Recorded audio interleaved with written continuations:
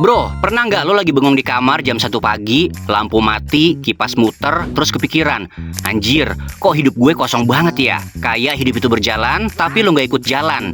Bangun, kerja, pulang, rebahan, capek, tidur, ulangi lagi. Kayak lo NPC di game orang lain. Dan lucunya bro, lo nggak sendiri. Fenomena hidup terasa kosong ini kejadian di seluruh dunia. Bukan cuma lo, bukan cuma di Indo. Bahkan orang-orang di negara maju yang gajinya gede pun ngerasain hal yang sama. Secara ilmiah, ini disebut existential vacuum. Istilah ini diperkenalkan oleh Viktor Emil Frankl, seorang neurolog dan psikiater asal Austria. Sekitar tahun 1950-an ketika ia mengembangkan logoterapi, yaitu terapi berbasis pencarian makna hidup. Frankl pertama kali membahas kondisi ini secara serius setelah merilis bukunya yang terkenal, Man's Search for Meaning, tahun 1946. Buku yang ditulis berdasarkan pengalamannya selamat dari kamp konsentrasi Nazi selama Perang Dunia Kedua. Dalam penelitian dan pengamatannya, Frankl mendefinisikan existential vacuum sebagai kekosongan batin ketika seseorang kehilangan arah, nilai, dan makna yang benar-benar berasal dari dirinya sendiri. Frankl menjelaskan bahwa di era modern, orang semakin kehilangan pegangan karena 1. Tradisi lama udah nggak sekuat dulu. 2. Nilai baru belum jelas. 3. Tujuan hidup banyak yang dipinjam dari sosial media atau standar orang lain. 4. Orang lebih sibuk mengejar validasi daripada memahami dirinya sendiri. Makanya, manusia modern gampang merasa kosong, hampa, dan gak tahu buat apa gue hidup sebenarnya. Dan fenomena ini semakin parah di abad ke-20 akhir hingga sekarang. Karena Frankl sendiri mencatat bahwa existential vacuum muncul massal di masyarakat modern yang serba cepat, kompetitif, dan terlalu banyak distraksi. Secara filsafat, ini nyambung sama Sartre dan Camus yang bilang, hidup itu absurd dan manusia harus nyiptain maknanya sendiri. Itu bahasa kerennya, tapi kalau di Indonesia kan, hidup tuh kayak mie instan tanpa bumbu. Ada bentuknya, tapi hambar. Nah bro, hari ini kita bakal kupas tuntas kenapa banyak orang dewasa merasa kosong dari sisi otak, sosiologi, budaya kerja, sampai filosofi hidup. Jadi siap-siap, ini konten yang bakal bikin lo mikir sambil ketawa. Kenapa otak lo kosong? Sekarang bro, kita bahas dari sisi ilmiah dulu. Kenapa semakin dewasa, hidup terasa makin, ya gitu deh. Pertama, dopamin baseline turun.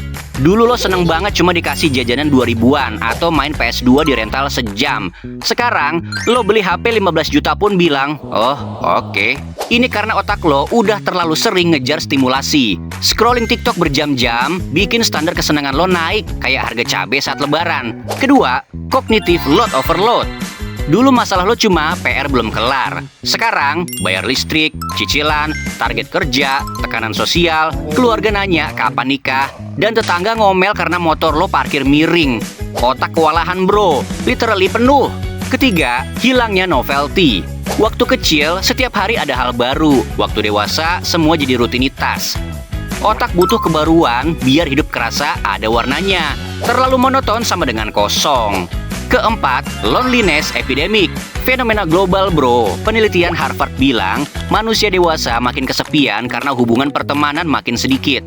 Ya gimana? Teman masa kecil udah pada nikah, sibuk, pindah kota. Yang tersisa cuma grup WA alumni yang isinya pesan pagi semua tiap hari. Kesimpulannya, kekosongan itu bukan salah lo, tapi normal secara biologi. Karena otak lo menghadapi dunia yang makin kompleks tanpa pedoman yang jelas. Kenapa hidup kayak nggak ada makna?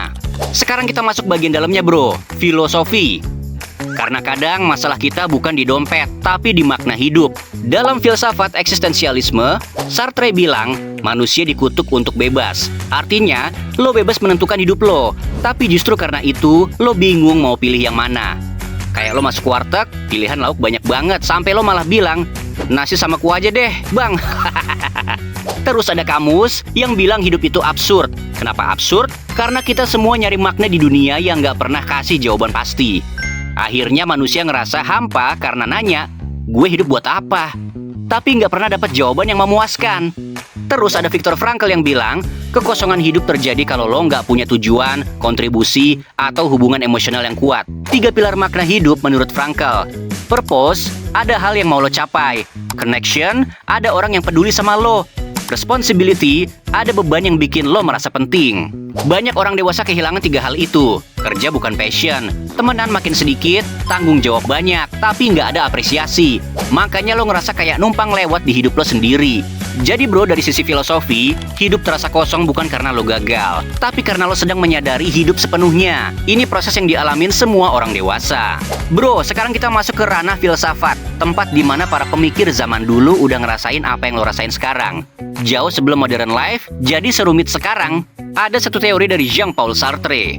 The void is not an enemy, it's a mirror. Kekosongan itu bukan musuh, tapi cermin.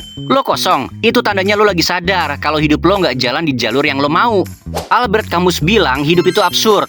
Lo bangun, kerja, makan, tidur, ulang lagi. Kalau lo cuma ngikutin tanpa makna, otak lo bakal mempertanyakan, ini semua buat apa? Dan pertanyaan itu bikin kosong. Filsuf Jepang, Watsuji Tetsuro bilang, manusia itu makhluk in between. Kita selalu berada di antara apa yang kita mau dan apa yang dunia paksa. Makanya hidup dewasa kerasa kosong. Lo nggak 100% jadi lo, tapi juga nggak 100% jadi apa yang dunia minta. Lo cuma tengah-tengahnya. Dan bro, ini normal banget. Justru orang yang nggak pernah ngerasa kosong itu bahaya. Artinya dia nggak pernah ngecek hidupnya sendiri. Bro, itu tanda dari semesta yang bilang, kayaknya lo butuh nge-review ulang hidup lo deh. Fenomena global. Fenomena kekosongan ini bukan cuma di Indonesia bro. Di Jepang ada istilah hikikomori, orang dewasa yang menarik diri dari kehidupan sosial.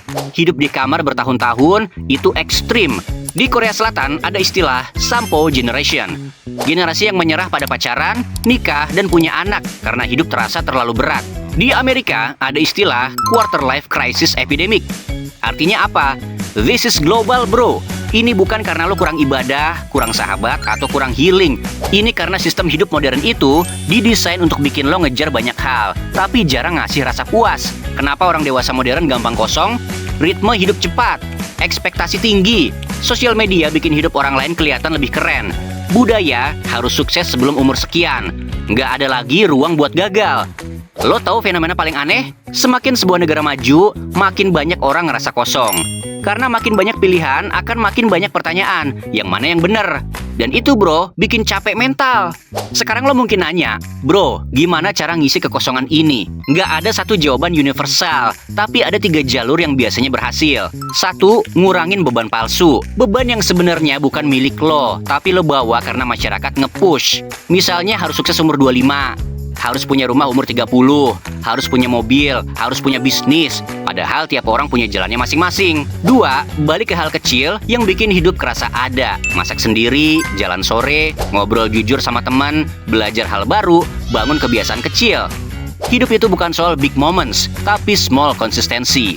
3, ngejar makna, bukan cuma tujuan. Tujuan bisa gagal, makna enggak. Kalau lo tahu kenapa lo bangun tiap hari, rasa kosong itu pelan-pelan hilang.